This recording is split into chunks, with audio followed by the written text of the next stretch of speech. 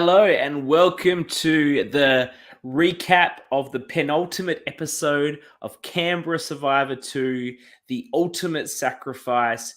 One episode to review here, and then tomorrow is the finale, final five. I'm sure we're all very excited. And because we are so excited, because we are this close to the end, I have with me, as always, to everyone's enjoyment and pleasure, Annabel. Welcome. Hey. And for those that enjoy Max Johnson's lukewarm takes, I'm sorry to disappoint. He's in Adelaide. He was putting together a thing. There was a time lapse. It was pretty cool, actually. But he cannot be with us. Hopefully, he'll be with us as we recap the finale next week. Though that recap, just do a bit of housekeeping. We don't really do some housekeeping. I'll do some housekeeping here. Ooh.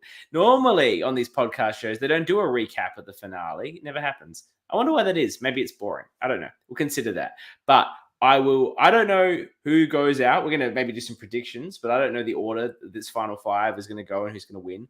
But we'll probably have next week just a run of interviews with the people that aren't the finale, the winner. And maybe not the top two. We'll see if it's a final two. Anyway, I'll work it out. I don't have the goss on how it actually goes. And then the week after, I think we'll just bring in the winner and maybe the runner-up and get like a deep dive with the two of them about their experience, especially the winner. I want to do a big deep dive. So that's going to be the format going forward. And then I might dive into a bit of Brisbane Survivor. Just before we get into this, did you happen to watch any of the Brisbane Survivor episode that's come out, Annabel? So last I've dropped you in this. Actually a blindside when you revealed that we would be covering Brisbane Survivor. And it's now an additional blindside that Brisbane Survivor is even out. So no, I've not watched it. I had no idea. And unfortunately, stabbed to my heart, I'm actually going on a yoga retreat in a couple of weeks. So I guess Max is just going to have to cover for me on that one. I might have some special guests, but what we're going to be doing with Brisbane, I checked out the first episode before we jump into Canberra. For a first season, for a first attempt by someone, incredible production quality. The camera work, the camera angles, the editing is very, very high. The production of the actual challenges in the game is that sort of backyard vibe, which is completely understandable for your first attempt. But I'm so impressed by the quality of the production that I think that there's a big future for this Brisbane Survivor LRG.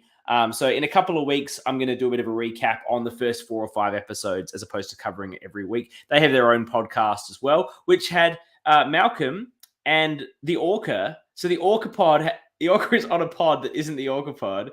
And Mel, who will be joining us later today, did a bit of a podcast called The Embers for Brisbane Survivor. So a lot of crossover with the Canberra-Brisbane peeps. Well, I love that for you. I love that for them.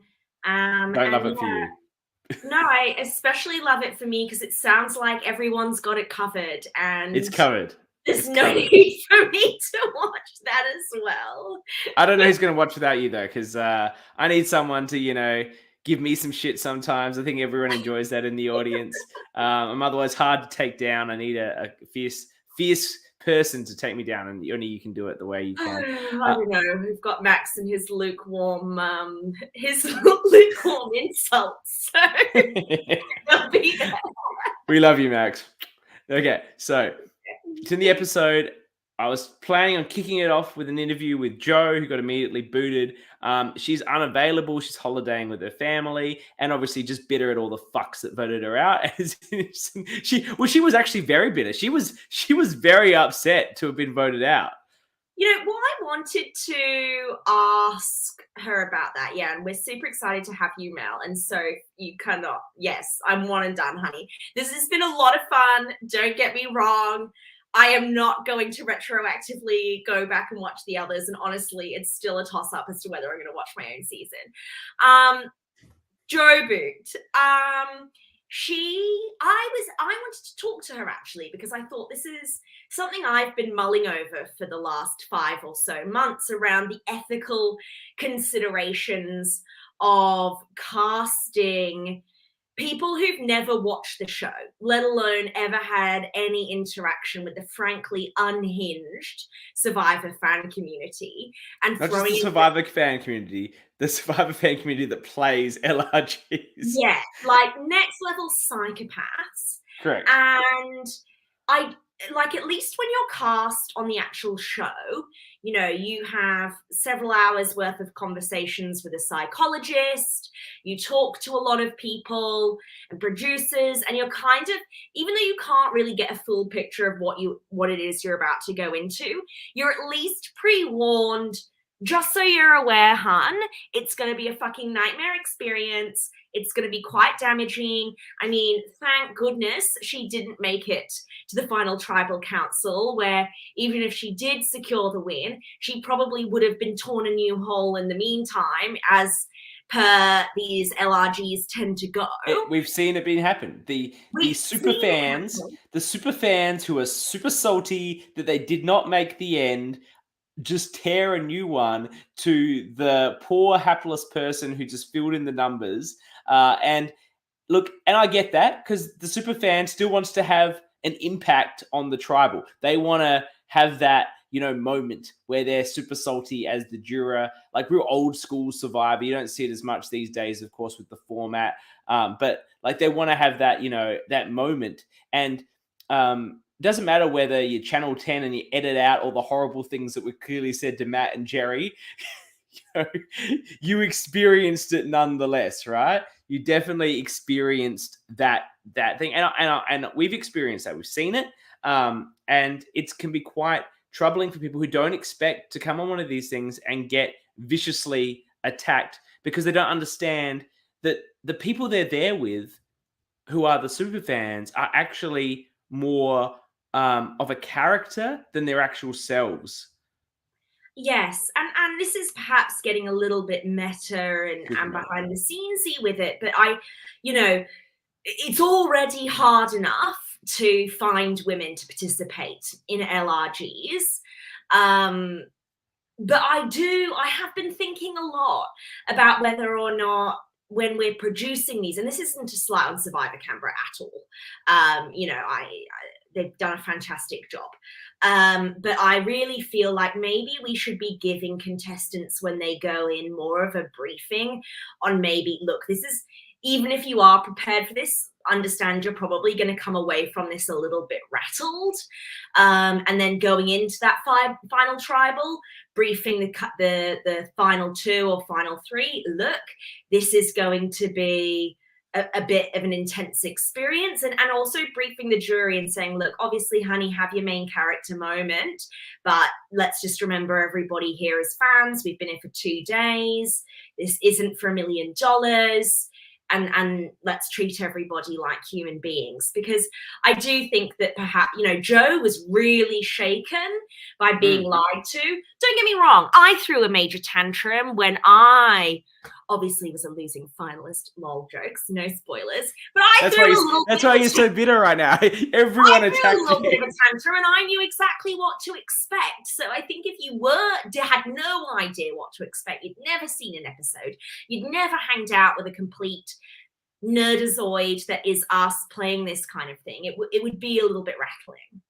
Well, and that was, and see, she doesn't even have the awareness by having played the game or watched the game enough to know. Like, I immediately knew that Joe was going to be the one to go at that tribal. Now, had that been a normal tribal, I don't necessarily think she goes. Like, she's obviously a bit of a goat, and no offense to her, but she's someone who's not going to get the votes at the end. And I think all of the people that had her as an ally would have looked at her as why would I vote this person out? There's nothing that serves me in voting her out, except when you go to a double tribal like that, and there's very little time to discuss who you're actually going to vote.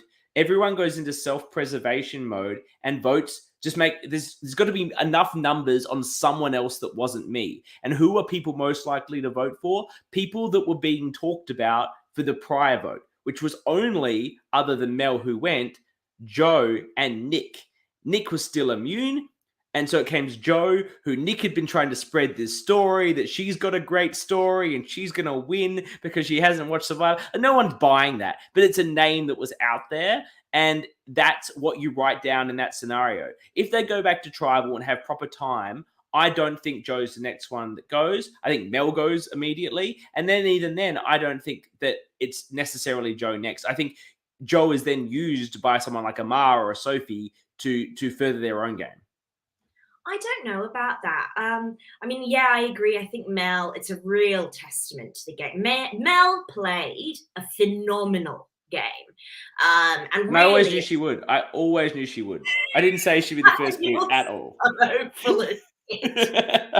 um, yeah, real. I mean, if Mel had not started on Orange, where she was completely cooked with what an absolute trash heap that was for challenges, I can see Mel winning this because what she made out of what she had was great. But going back to that the Joe piece you were saying, and you don't think she would have gone next.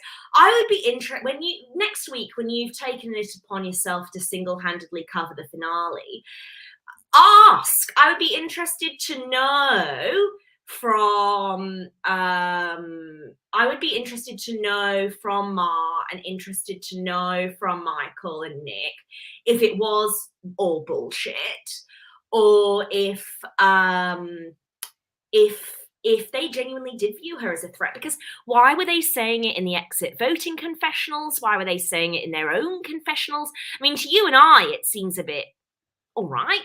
But, I mean, they were saying it. This is true. It's just maybe Nick was convincing them or they're getting paranoid.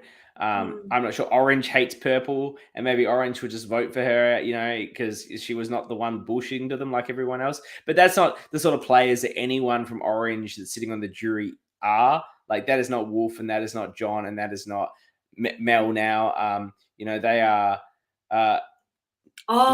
Nick was worried because of the Perjury season 1 winner. That's from Aston. What's he getting to there, Annabel, do you think? I believe. Is that how the Perjury season 1 winner won? Yeah, so unless you're talking about, if you're talking specifically about Perjury versus Outcasts, in Perjury season 1 at the end, there was a real nice guy Christian who hadn't really played, wasn't really a super fan, versus kind of a ruthless, iconic gay guy who had played a very strategic cutthroat game. And the nice guy pretty much unanimously won. So it's jury based. You win with the jury you have, and some juries, like Russell Hantz is such a great example because he probably would have won a bunch of other games with a different jury in Samoa, but that particular jury just were like, no.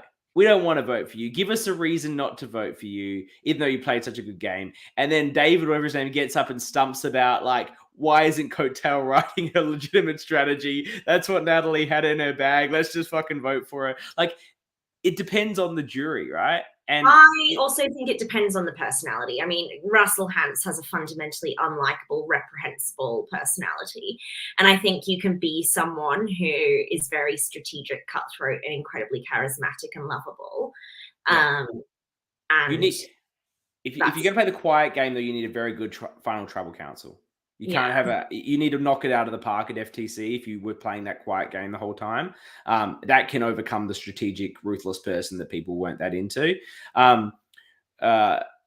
Christie's a good example of that in the first Australian Survivor. Yeah. She's nice. Yeah. She's a bit nothing. No one really thought anything of her. And then she came in with this amazing final tribal council, and Lee was just there with his cricket ball in his hand, baffled. His badminton in his hand, just sitting there confused. So anyway, Jo goes and she's very upset about it. And I do understand, people were lying to her a whole game and she believed them. Yeah. So then we have some very interesting dynamics that go down. And you know what? If I hadn't only watched the episode today and was therefore spoiled on who left, I would have put my money on Sophie going out today rather than Mel. If Nick doesn't win immunity, he's going, right? Yes. If Nick doesn't go, I thought, and what do you think about this? I thought that voting out Mel over Sophie was the right move for Ma and the wrong move for Michael. What do you think? Well, where we get in a bit of predictions of how it's going to go from here. This would, I think. Well, to answer that question, I need to say, hey, I think what's going to go from here, right? Okay. I think that they're all going to start the episode talking about voting out Nick. He's going to win immunity again. And then they're all going to get back and purple it up again and talk about whatever plans, and all just vote out Anna because they refuse to like actually make moves on one another. And then we'll go to Final Four. And at Final Four, it won't matter Nick win immunity because Sophie and Michael and Nick will look at each other and go, against the three of us, any of us has an okay shot, but none of us are beating Ma. And then I think Ma gets the boot at 4. That's what I think will happen. I think Ma wants to go to the end with Anna. We had a very amusing kind of The Office style scene on the lead up kind of into Tribal, where Ma was having the third conversation with Sophie, which should have been a major red flag for Sophie that their relationship is the Titanic right now, where Ma said, okay, well, are you actually considering going to the end with Nick? And instead of giving the correct answer, which was, well, of course not, absolutely no. All those boys are going to vote for Nick. Why would I go there with Nick? Malcolm's going to vote for Nick. The ORCA's going to vote for Nick. That's an absurd strategy. I'm not doing that. That's what she should have said. Sophie says, well, we can't possibly go to the end with Anna and Mel. I mean, Anna doesn't talk and she doesn't show any facial expressions. She'd be a huge threat. And Ma makes direct eye contact with the camera, and there's this kind of like music in the background. Yeah. It was the ultimate sacrifice noise, wasn't it?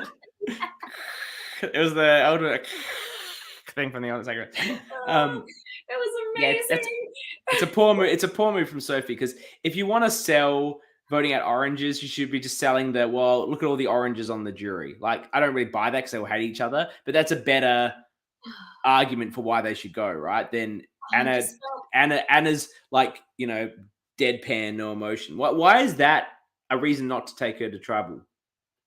I felt like in that moment, Sophie was the edit and Ma's facial response was me on this podcast this whole season. Well, what do you think is going to happen in terms of... I've said what I think is going to happen. I think Nick wins immunity, they vote out Anna, and they all look at each other and vote out Ma. And then I don't know if it's a final 3 or a final 2, but I could see it being Michael and Nick at the end in a final 2. No, I think Michael's toast now. So I think now we've got Anna who wants to still work with Ma but doesn't want to work with Sophie. And she's open to working with Nick. Nick's won. Nick keeps having immunity. We have Sophie and Nick who don't really trust Michael, but Nick still really trusts Ma and wants to go to the end with Ma. Sophie still trusts Ma and wants to go to the end with Ma. Ma kind of doesn't seem to really care as long as it's not going to the end with Nick.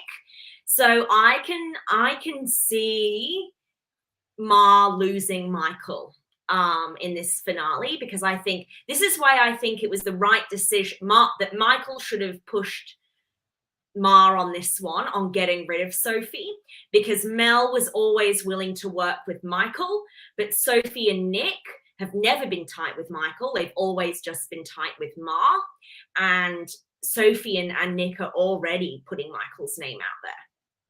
Mel is super dangerous though. Like at that final 6, she's probably the most threatening player to go to the end with, I would say. Like if you're talking about just getting rid of the threats. You don't want to get rid of... Yeah, I agree. She's one of the most strategic people left in the game, but we've not seen her win any immunities. And she's probably not going to win them. Not when Nick's around anyway. Anna, who she got for allies? Anna and Mel have hated each other since. She finally decided to use her name properly. She's finally...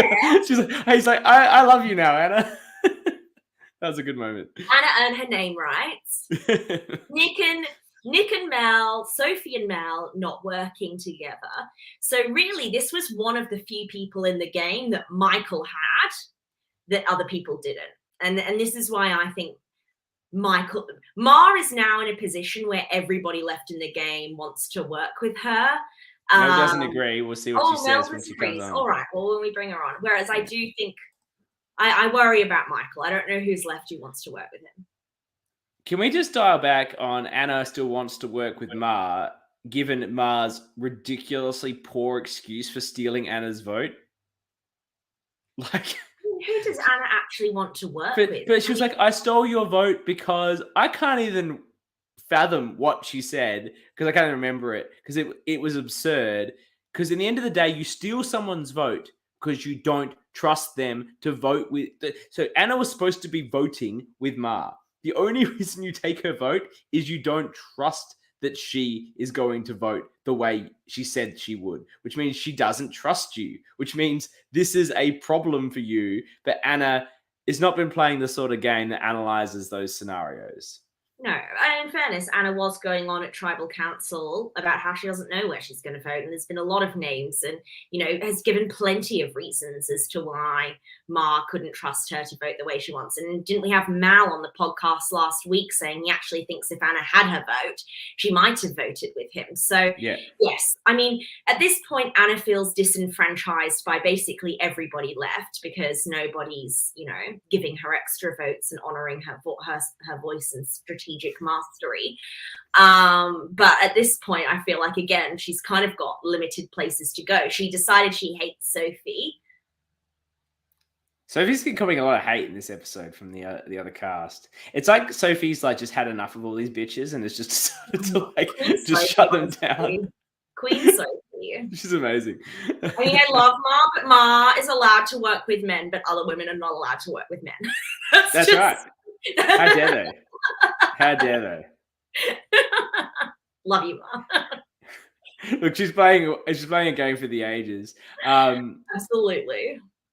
So and the conversations about Ma not wanting to go to the end with Nick are always fantastic. They must be enjoying watching them back.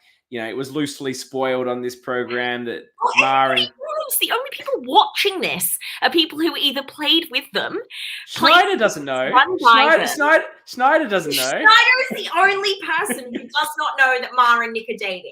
There you Martinez is listening. Martinez is listening. He doesn't know. Not right now, but later on, Martinez will be listening. Martinez? He's like Harry from Stranded. He lives in Lithuania. Shout out to him. Yeah, shout out to Martinez. He listens to our show and watches the LRG, so he doesn't know. But it's enough into the season that we can talk about it. Nick and Ma post-season formed a relationship, a serious enough relationship that Nick actually moved from New South Wales, where he was living, to Melbourne to be with Ma. So I've really enjoyed. He's not lucky. He's not going to do any better. He should uproot his whole life. He should move continents if that's what it takes. Love you. Well, obviously that's how he felt, and we understand that. But it must be so fun for the two of them watching it back. With the way she's talking about no way I'm going to the end with him. Also complaining about his snoring early on. I sent her a message about that when she was complaining about Nick snoring. It must be so fun for her to watch it back and for him as well in terms of now being in a relationship. So I am interested to see does one of them vote the other one out, and then do they still manage to be in a relationship? I'm very keen to see that. Or is it the two of them at the end because Nick wins all the immunities and he's just fallen in love with Ma and takes her to the end Boston Rob style, even though he's got no chance against her, sort of like when Boston Rob took Amber. Nick is so undyingly loyal to Ma, and Ma is just doing the absolute most to get rid of him, and I'm obsessed. I love. Yeah. You go. I was going to say, I almost hope she somehow convinces him to give her his immunity necklace. Like, that could be the only better thing. See, Snyder's super excited with the hot drop here about the post-game relationship. Snyder loves it. Breaking news, you heard it here first. La Madrina has absolutely Boston robbed this season as far as I'm concerned. And so it would only be fitting for a sort of reverse Boston Rob where Nick thinks he's the Boston Rob and he takes her and then Amber wins. But it's sort of not the right way because, Ma's actually the strategic genius. But you know what I mean? So it's exciting. I've really enjoyed that. I'm really excited to see how that plays out for the rest of the episode. I think we need to talk about Sophie's blatant cheating in the immunity challenge. That said, actually, I felt like this is where Max would have come in with one of his lukewarm takes. So you guys were talking about all the way back at that challenge where everyone helped Michael to try and take down James Wolfe. Was completely fine then. Hang on, were you on that podcast? Was that the one you missed, or were you on that one? No, I was there as well, and I was saying, whatever, I kind of don't care. Mm-hmm. This time, arbitrarily, they've decided it's not allowed. So I was kind of, when is it allowed? When is it not allowed? Yeah, what the fuck, Dan? What the fuck, Liv? This is actually a little bit hypocritical, isn't it? I hate to say it, but I think we all know who made this decision. Dom. It was Dom. It was obviously Dom. It's Dom, the worst judge of all time there, calling this. No, I think this is a really fair point. Like, and John told us that he was running around giving Michael answers and helping Michael, and Mel's dead with that joke. Yeah, it was probably the joke, definitely the joke of the season, definitely. And Aston is loving Dom's story arc. It was more of an arc that he got. It's more of an arc that he got on Canberra 1, Aston. It is a little bit unfair. Like, and also I like Sophie's attitude. Was they're like, Sophie, stop, you can't do. I thought she'd picked up the wrong bottle, which would have been easy to mistake to make, right? And then she tries to. She obviously wasn't a mistake, and Dan's like, Sophie, stop doing that. And then she just puts it down. It's like, fine, I'm out. Like, they didn't actually say she had to leave the challenge. They didn't actually say she was out of the challenge. I love that. No, pull up a current comment, because you know what, Sophie? On some of the challenges, you were allowed to help others. That's what we're saying. That's what we're saying. Yeah, there wasn't a lot of consistency there. But I do love just going, well, fuck it, I'm not going to participate anymore. Honestly, slay. Love that attitude. It's very long nails lifestyle. And it doesn't happen that often in real Survivor, but when it has happened, it's been allowed. Even in the most recent season, where Liz was trying to help Maddie beat Simon on the fire water challenge. I feel like it becomes a little bit touch and go with that as well. Like, I do think there are some challenges where they say, no, you can't help others, and some where you can. So I do think we need to start having some consistency around these ones. I'm surprised the contestants didn't riot. Like, as you say, these are all LRG freaks, most of them. And I can tell you, if you've ever played an LRG and there's some dispute about the challenge winner based on some sort of arbitrary rule they didn't explain very well, the LRGs lose their fucking minds about not winning the challenge because a rule wasn't explained, myself included. I've learned to just go with the flow now. Like, it is what it is. Have you had a radical personality shift? When did that happen? No, when I played that whole org being like a zen, calm person who didn't make any like. I thought that was a fake personality. It was, and it helped me be a calmer person. Okay, all right. Well, I love that for you. Namaste. Namaste. Namaste, bitches. All right. Sophie says she disqualified herself because she didn't want Nick to get penalized. Well, you know what? We love this. We love this. Standing up for Nick. And I do think that, you know, sometimes when you have an ally in the game, you do have to go all in and invest in that relationship. And I felt like Ma was a little bit harsh on Sophie, given that Sophie was left out of the last vote by everybody except for Nick, who was also on her side. And at that point, you kind of do have to put all your eggs in that basket. Nick should be dating Sophie. She's the one who stuck by him. I agree, honestly. Like, I don't know if Sophie. I think neither of them should be dating Nick, and they should be dating each other. Like, yes, love that. Even if that's not their style, love that story. We're gonna ship that absolutely on this program. We stand. So cute. I love that. Are we bringing in Mel? Is this where are you, Mel? You're probably I said 10 more minutes, but Mel, if you're ready to jump in, click that link. Come on in. I reckon we'll easily get half an hour of content out of you.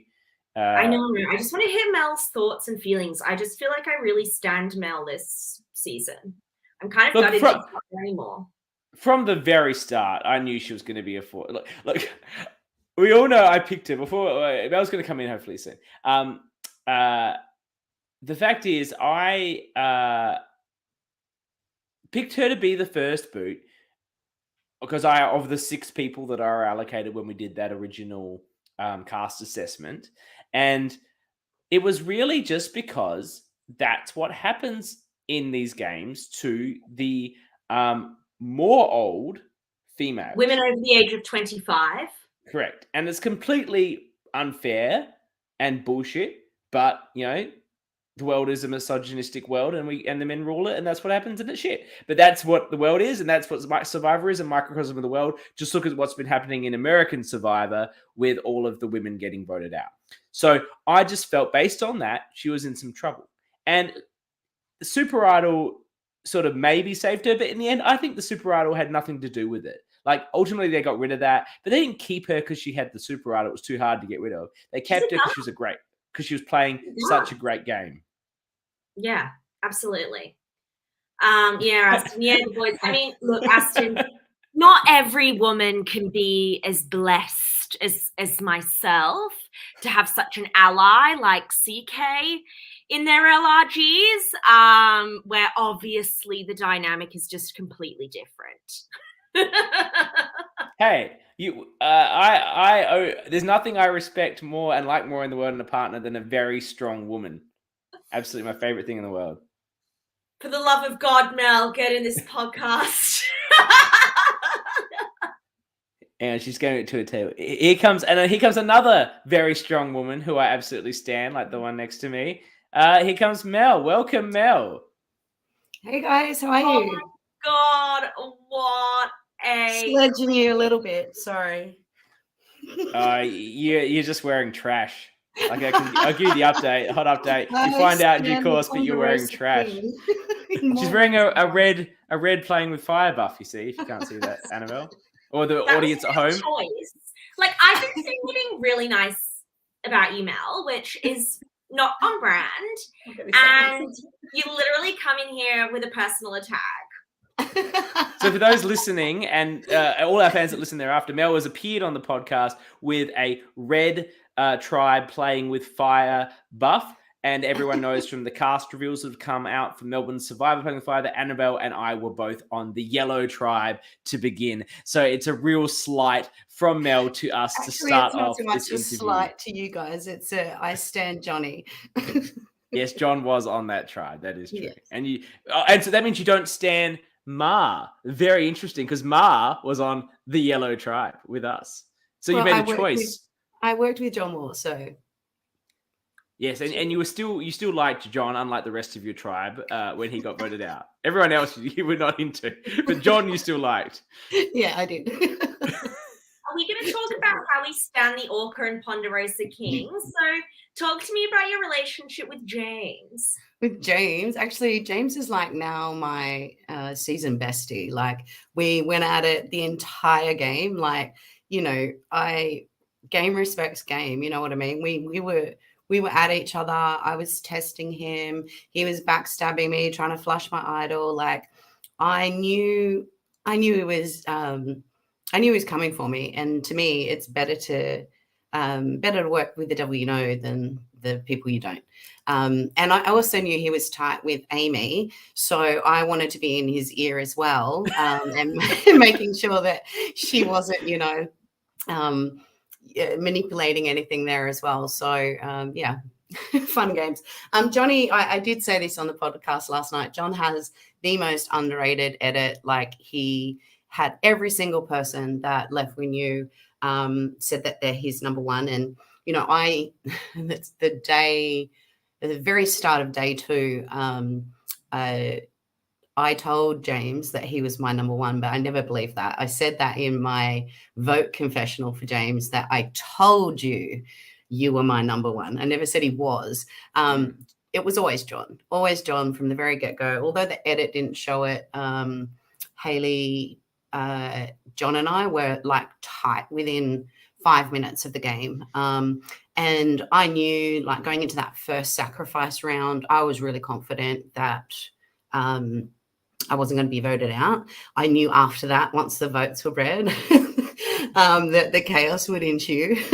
And what was funny, it didn't really, I think there's a scene where you can see John, like, you know, being John, trying to like get in my ear about the information. And he was trying to work it out. But at the same time, I burnt my clue, and I legit couldn't remember whether I was copying 2 votes for 3 tribals or 3 votes for 2 tribals. And then when it came out 4, I was like, what the fuck is going on? And I was trying to work out whether 1 person voted for me or 2 people voted for me. And I knew I wasn't going to tell them. I wanted to tell John that the sacrifice was, I was fairly confident that it was 3 votes over 2, although I wasn't sure. So I told him that my sacrifice was 2, obviously. And then God bless him, because his maths is shit. He literally was like, okay, yeah, she got 2 votes. There was 10 votes. She got 2 of them were the sacrifice. And he just perpetuated that. I don't know actually whether he worked it out or at what point he worked it out. But thankfully that just like filtrated through the camp and just caused utter chaos. And from there, everyone was looking at each other like, did someone have an extra vote, blah, blah, blah. So it was kind of fun. And I stand by not telling anyone until after I earned my sacrifice, because it would have only, as you saw, Anna already threw 1 vote on me. So it would have only taken 1 more. And at that point, James had already like confronted Anna and I about what our advantages were. And that was my first test on both of them. So I had told James that it was a normal idol, knowing that Anna would probably have the normal idol. And I wanted to see how she would react, but also if she lied, I could then use that potentially against her as well.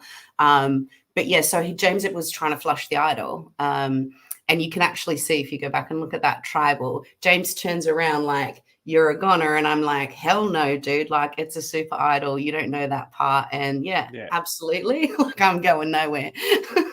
I love how you've just come in here and started from the beginning of the season with all of our takes, and you know, we're like, how could Mel, why would she tell them it's 2 and not 3? What a silly move. You're like, I'm going to defend this one and I'm going to defend this one. But I'm sure no, it's just that's genuinely how I feel. It's fairly clear I've got a shit memory. Like, I can't even remember anyone's name. It's not like I'm going to remember what you said 8 weeks ago. You know what I mean? Like, I just legit, that's how I saw the game. I'm sure you got maximum pleasure though, just when I was calling you as a first boot. I'm sure, and you go all the way to where you went. I'm sure you were secretly chuckling. Exactly. I'm not going to lie. There may have been some CK memes made around that time. I'm very memeable. Like, I'm very memeable. There's no doubt about that. Like, you know, people just can't get enough of me. It's just a very, like, for me, it's a really tired, strategic thought process that an older woman, and you know, I probably shouldn't say this because I'm just drawing attention to older women, but we're actually not weak. Like, if you look at so many of the winners, they are older females or you know, maybe not my age, but they're certainly not, you know, look at John. Like, I love John, but John is not a challenge threat. Like, no, to be clear, I wouldn't have voted you out first. I'd never do that. And secondly, I did make the point that it wasn't just the stereotype, but your pre-game interview you talked about wanting to cause chaos, or wanting to make, like, you were talking about playing big from the start. So I was adding that element to it. A hot take on that, CK. I had just done an amazing race style LRG that day with Maddie Ching, and of course it finishes at a winery, so you support the winery. We'd gone and done a vodka and gin tasting. We'd gone and made some pretty lethal margaritas, and then Maddie's like, "Hey, let's do your Meet the Cast video," and I was absolutely trashed. I had a cocktail behind me that no one knew about. And were you and Maddie in the Amazing Race team together? Yes, so I've done 4. I think Maddie's done 3. So that was our last one, which was Hunter Valley, which would have been February 22, February 22. And we came, that was our best result. So we were placed 7th out of like 90, 100 teams. So you and he, just the two of you? No, so teams of 4. So it's usually a combination of a couple of my work colleagues and then a few people from socials. Yeah. And Maddie Ching, for those that aren't familiar, was on Backyard 4 as part of the Red Tribe. For those who made the jury on that. Annabel, you were going to ask something before. Yeah, I was going to ask. So Mel, you kind of missed out on the first little part around camp because you went off to get the super idol. And then when you came back, you had, I wanted to hear about that catch-up piece and how that affected your relationships and who within that first few hours you felt good with and who you really didn't.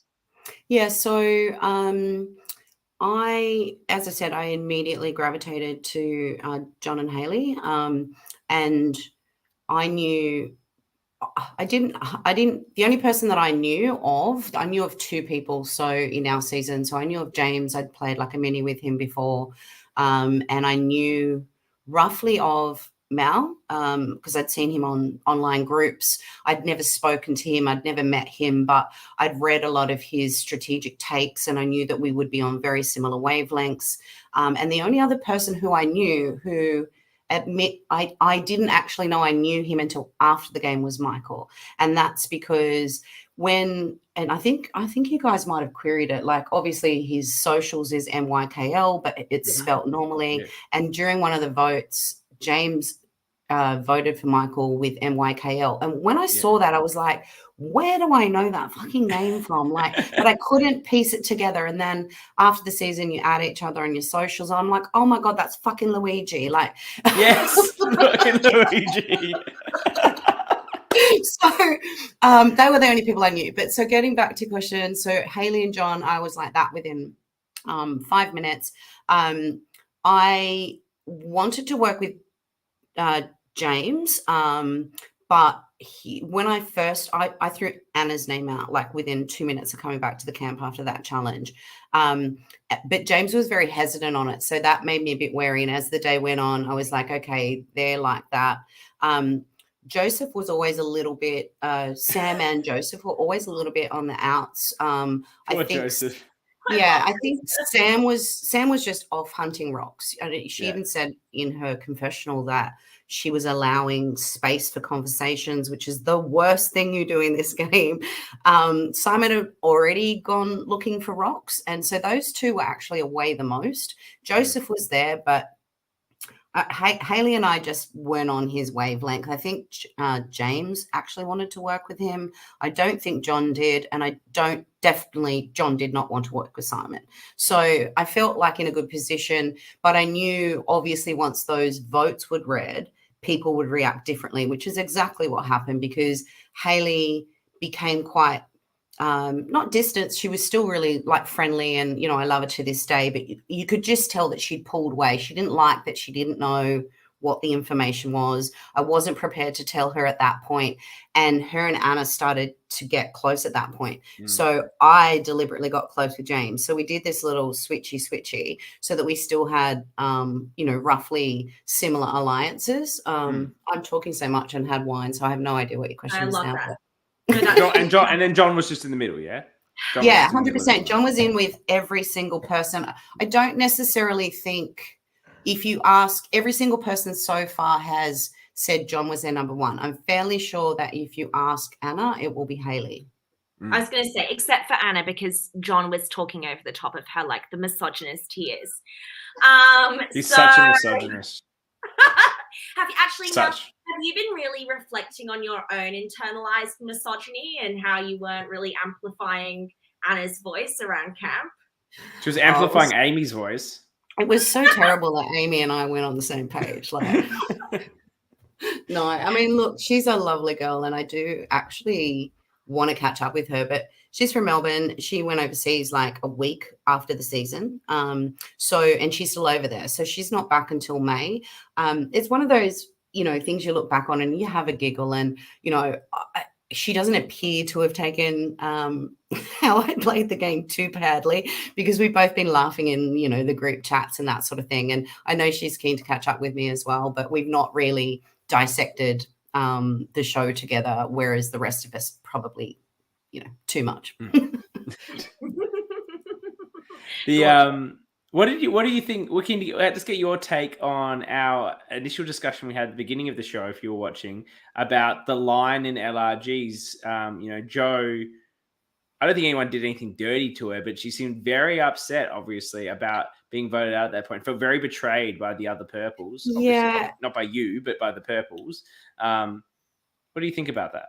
Yeah, and look, you know, I on last night's pod, I did stand up for James a little bit. Like, at the end of the day, we all know, well, sorry, you will soon know, that it goes to the public. And, you know, the public who may not, friends of friends who may not understand Survivor, or, you know, people might say the random things on, you know, whether it's one of the groups or something like that. It can have an effect on people, and you never know how people can, how they'll feel 12 months from now and how it will affect them. So I did stand up for James in particular because, and I'm not blaming Dan. So why are we standing up for James? What did James do? Well, so James in that entire season, and I'm not having a go at the players or Dan, but he had Banfield coming at him. He had Sophie coming at him. He had Anna coming at him. It, you know, as much as he is, you know, a very positive person and quite ego-driven, that can take effect on people. You just don't know. So, yeah, in regard to Jo, I could imagine that would be very similar. I mean, we saw her reaction. She's not a player. She probably didn't fully, even if she knew the game and that people were going to vote you out, that whole blindside thing, thinking that she's got friends. And we know it's nothing personal. We know it's like game meet game, like getting you out before you get me. I do, and you made a point about tribal. I do think there was a conversation at tribal around being respectful. So I give them props for that. But yeah, I think maybe a pre-game summary of something like that, particularly for maybe more so for players that haven't watched before, is probably a good, I mean, I'm really focused on people's mental health. So I think that is actually a really good step in the right direction for LRG, because technically we're doing what the main show does, and they have weeks of site counselling. So, yeah, I think that's a fair call out. I think people need to know it's a bit strange, but you will make genuine relationships with the people here. After the game, you will actually have a connection with these people that you wouldn't believe you would. And it won't really matter where you got voted out or if you won or whatever. You will have something that you all did together, and that bonds you.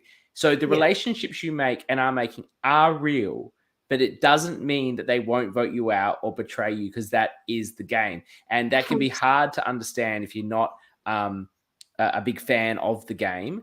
But that's the truth of it. The relationships are real, but the betrayal is not. I guess that's probably 100%. And I think also add to that, there are people that know each other, even people that are fans of the show, super fans, and know each other. And I'm sure that would sting if you've got an existing relationship with people and they vote you out. I could imagine that, I mean, obviously it doesn't happen to me because I know no one. But if I was to play again, I have thought about this. So if I was to play again and someone had voted me out that knew me, I wonder how I would take that. You know, I'm sure I'd probably give them some sass, but like deep down, would I get over that really quickly? Maybe not. Eventually, probably. I'd like to be on record that I would not. Everyone, just so you're aware, I would not. I would gut you alive and you are dead to me.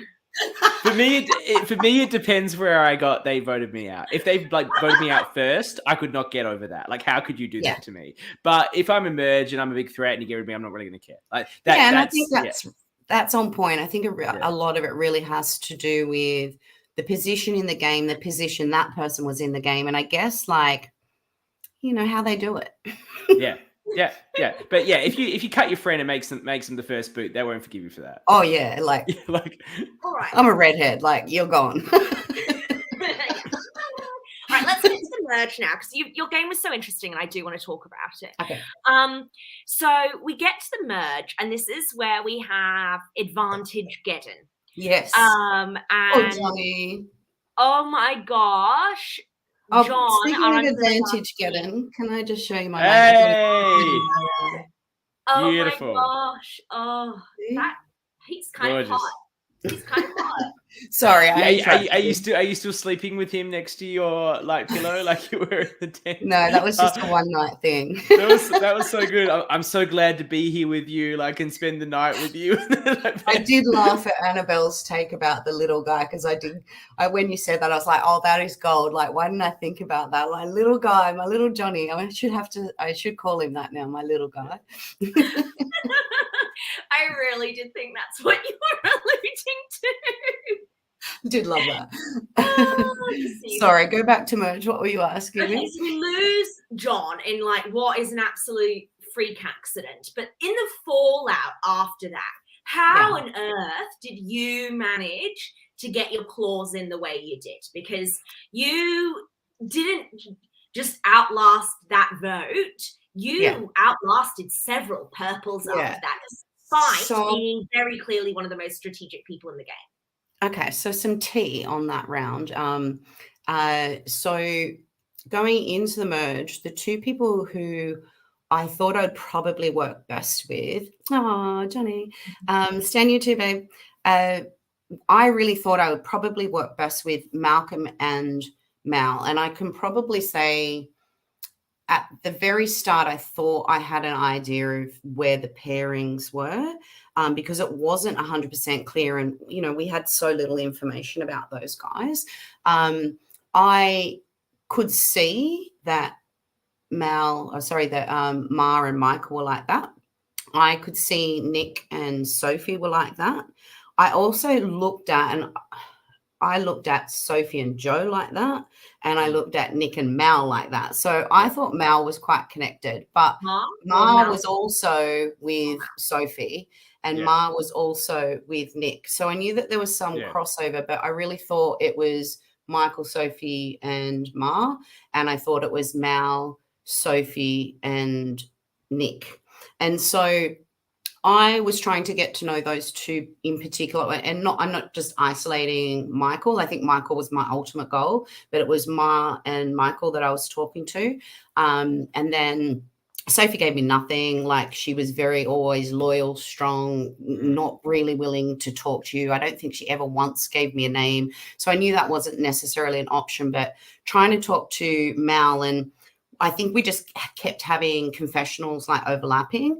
And so I think Mal made a really bad mistake. Of the very first thing that he said to me was, I've already spoken to Anna. I've given her my advantage to hold. I want to work with you and the Winyus, blah, blah, blah, blah, blah. And I was like, that's great. And I walked away and went, you're dead, Mel. Like, you're working with my arch nemesis. How dare you try and assist Amy? How dare you? Like, that's not going to work for me. So I charged my little bloody ass over to Ma and Michael. But I think the thing that I did well, which, I touched on last night, was my strategy throughout the game. I think, obviously, I wanted to play a fluid game, but I wanted my alliances to be fluid as well. I think I did make one mistake, which I'll touch on after all this, but I really wanted to be in with people, but not have an obvious, this is our 2 or this is our 3, because I think that can lead to people targeting you or someone in your pair, and it puts you in a worse position.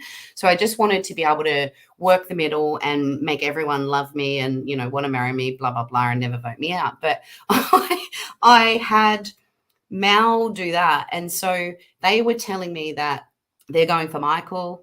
And then I had Ma and Mal tell me that they were going for Mal. And I'm like, well, hell yeah, I'm on that board because he's working with Anna. That's not going to happen. And so, of course, then Malcolm ditched himself out of the council, out of tribal. So I chose strategically to vote for Anna, even though I knew she had idols. A couple of reasons. One, I knew votes were coming at me with a super idol. But was it strategy or was it just vindictiveness? No. That was one point. There was definitely spite. Hello, I'm a redhead. Like that was going to happen. But the other reason was because I didn't want to vote for Michael, so that wasn't going to happen. And I didn't want the Win News and Mal to know that that's where my direction was going to be. And so to me, voting for Anna, it was fun. Like, come on, she'd already voted for me 3 times, so that was great. Once publicly as well. Yes, twice publicly.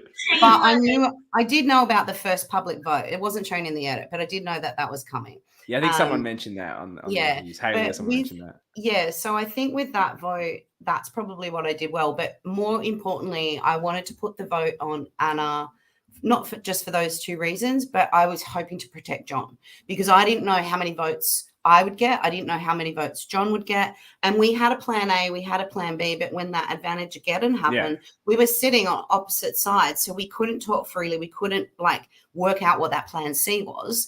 And I honestly I think I would have played, and I don't know, I'm sure I had a confessional about it, but I said definitely wouldn't play it for Anna. So Anna was right in her path, with James's strategy. That was never going to happen. At that stage, James and I had started to repair our relationship. I don't think I would have played it for him. But John, I really do think I would have. And I think I said to John when I played it, sorry, John, blah, blah, blah.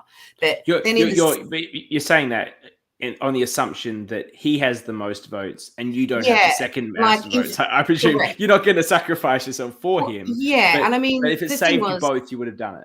Yeah. And I mean, Anna within 2 minutes told everyone I had the super idol. So, it was always going to be stacked on me, but I was trying to protect John with that vote.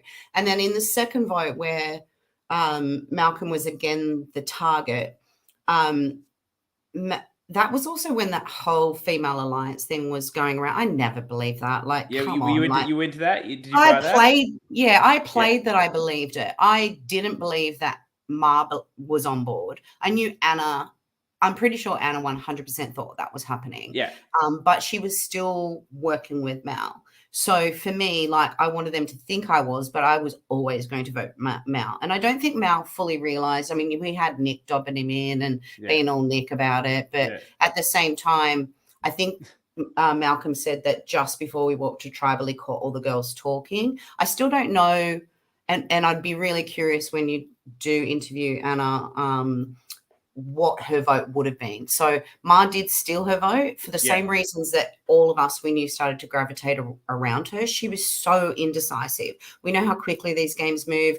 I work in a fast-paced job, make a decision, move on. But there was so much backwards and forwards that I was just I can't do this. Mel, I actually think that's just you not actually sitting and listening to her voice and her contribution.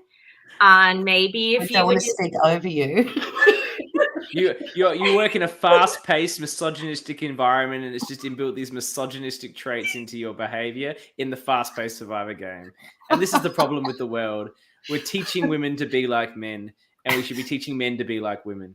Listen, I'm all for strong females, but make a decision, girl. It's just a vote. Make it snappy, bish.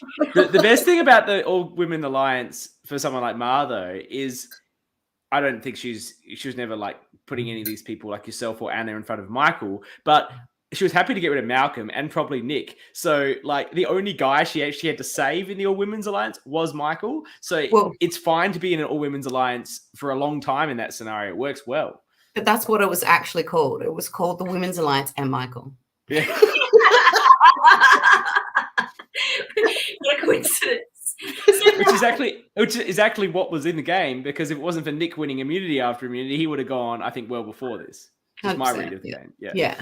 Definitely. So Mel, in the comments earlier, you said it didn't exactly go down like that. And that's when I was saying that I think it was a bad decision for Michael to have sided and boot you this time over Sophie, because I said I think you were very willing to work with Michael in a way I don't think Sophie is. You're like, slow down on that one, Annabel. Talk to me. Tell me how it really was.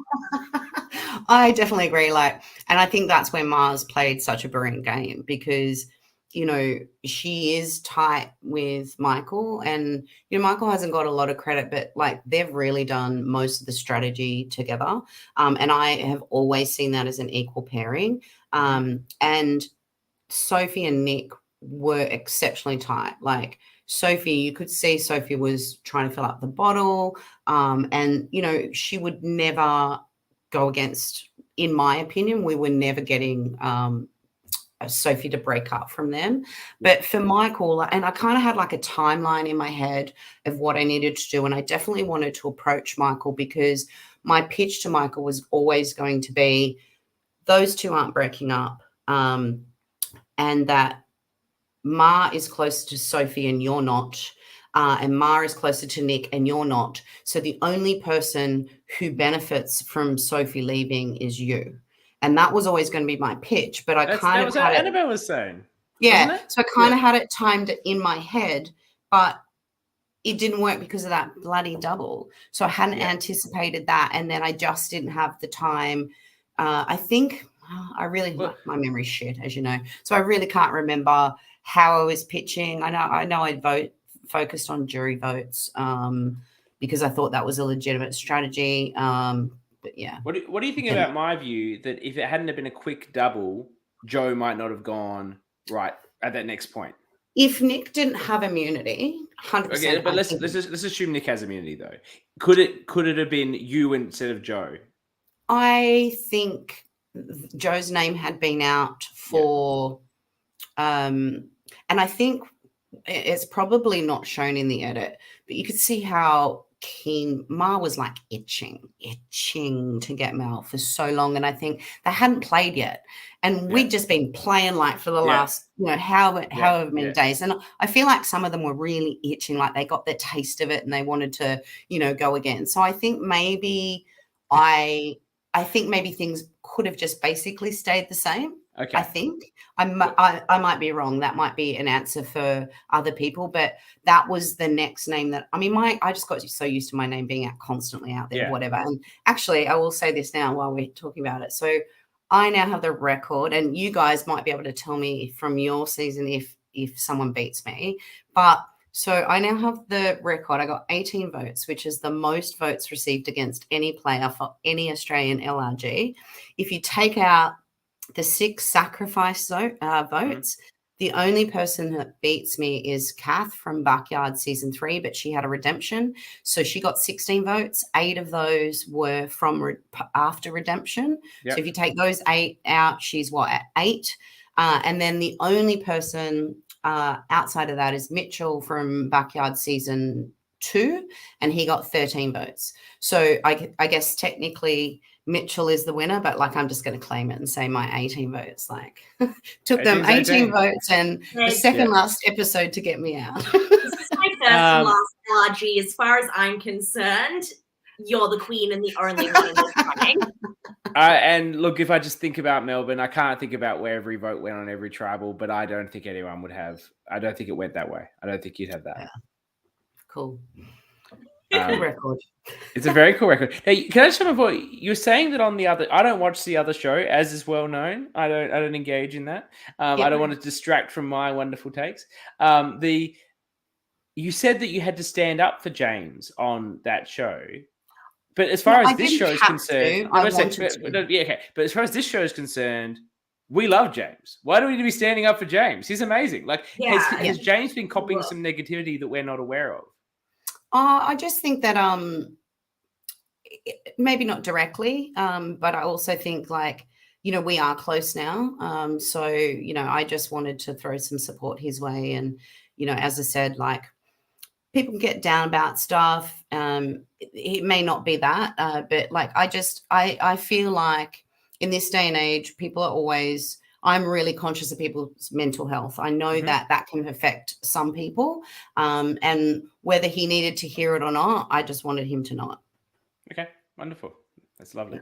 I think even if you're a really resilient personality and you're someone who's used to copying negative opinions of you in your day-to-day existence, it's still quite a harrowing experience. I mean, I remember when I played Melbourne Survivor, for about a week afterwards, I was going on these really long, like maybe 2-hour walks at night around the suburbs, and I spoke to my therapist about it because I'm very proactive about my mental health. It's something that matters a lot to me. She said, "Do you feel like someone's hunting you?" And I said, "Oh my gosh, yes, that's exactly how I feel." And that the people voting for you and not knowing who you can trust really does put your body in that situation where you feel like your life is at risk. And even if it's a very brief experience, and you aren't copping loads of attacks, it does affect you mentally. So 100%. Well, but let's see if it affects me mentally, because I'm going to be getting a lot of like nasty shit from people. I've been told that I feature extremely heavily in this first episode in the premiere, and I am sure I am going to come across as the biggest douchebag you could possibly imagine, because I was playing a bit of a character. I went out there to be a villain. I wanted to be as much of a villain as I could be. I wanted to be like the most villainous person in Australian LRGs. I told them I'd do that in my interviews. I know I'm getting a villain edit, and it's more of like a douchebaggy villain edit than like a like Are you an ORCA, CK? Are you going to be? No, I wouldn't say things like that, but like it's not going to be like a well, I don't know. Like I'm trying to think of the people that there's villains like David Jeanette, right? Who everyone loves, who's so graphic. He's playing such a great game at the time. I don't know if I'm playing much of a great game. I'm just like really into myself, obviously. and what would be a nice term for him? Like, at least Wolf is being sort of ultra strategic about it. CK is just a next level douche. Like, I love CK, and it was love at first sight for the pair of us. Like, it was. Flog really was. recognizes Flog. But Sophie, let me tell you, you would have just died. Look, these games, they bring out like. The thing is, you hear me talk here, and I've got all these great takes, I believe, and strategic reads. Yes, I do. Right. And I know what I should do, but when you put me in the pressure cooker, a part of my personality, a part that I usually control or only release for humor purposes, come out in a less humorous way. Yeah, it is. It's like a challenging experience. Like, I know you guys just do the rice and beans, which I kind of dig. I mean, look, Kubdang had so much food that first day. They won all those rewards. Like, we were fucking starving. Like, no way I would have eaten fish eyeballs, like, if I wasn't starving. But I slugged those down like there was no tomorrow. It is funny when you're put in certain positions, how you think you'll handle it versus how you actually did. And then when you look back at it, you're like, oh, I got some lady balls there. Like, that was pretty cool. I'm not going to look at myself with that positivity. I don't please. But see, I have enough awareness that I know what I did and I know what I'm going to see. So it's not really going to bother me. Because again, it's a character that I put on a show. And I've also got a lot of like other people have seen me a lot on this stuff now. So they a lot of people have also met me in real life. So they know what I'm like as the character, and they know what they're like. Annabel likes them both, surprisingly. Well, I nearly actually met you guys because I did get cast initially for season 4. I know, I cast you. Yeah, oh, cool, yeah. But I had to pull out because, I had some, and that's one thing. I think that's partially why I stuck up for James last night, because I know my struggles watching back the season, just because at the time we were filming, my mum had Alzheimer's. So, I felt really bad about being away. I really struggled with in the afternoon when she would normally have her freakouts, like, was she okay? Was she trying to contact me?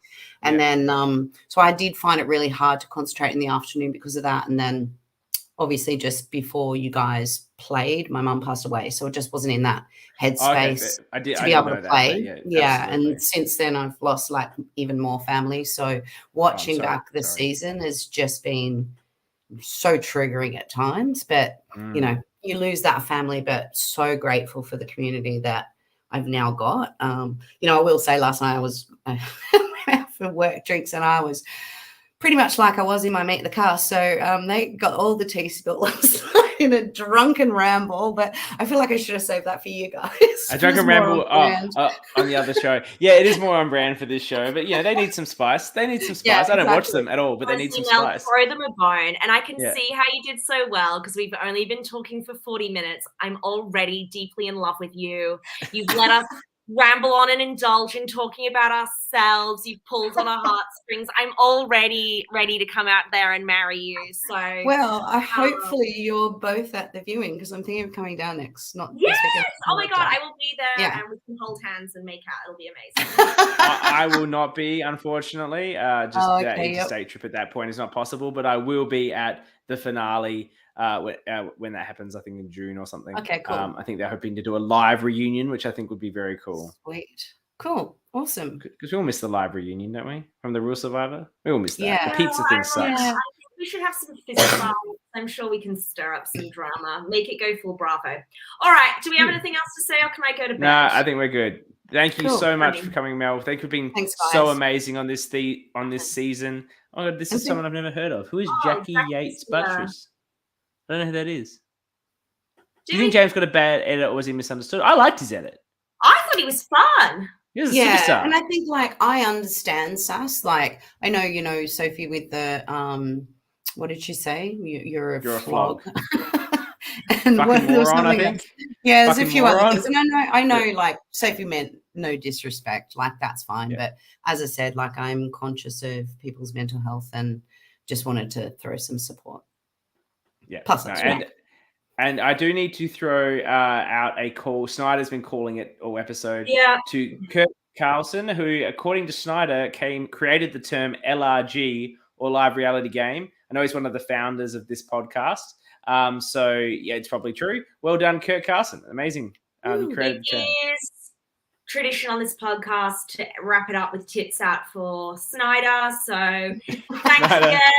Thanks, Snyder, for always being here. Well, here's my third boob, Snyder. Yeah.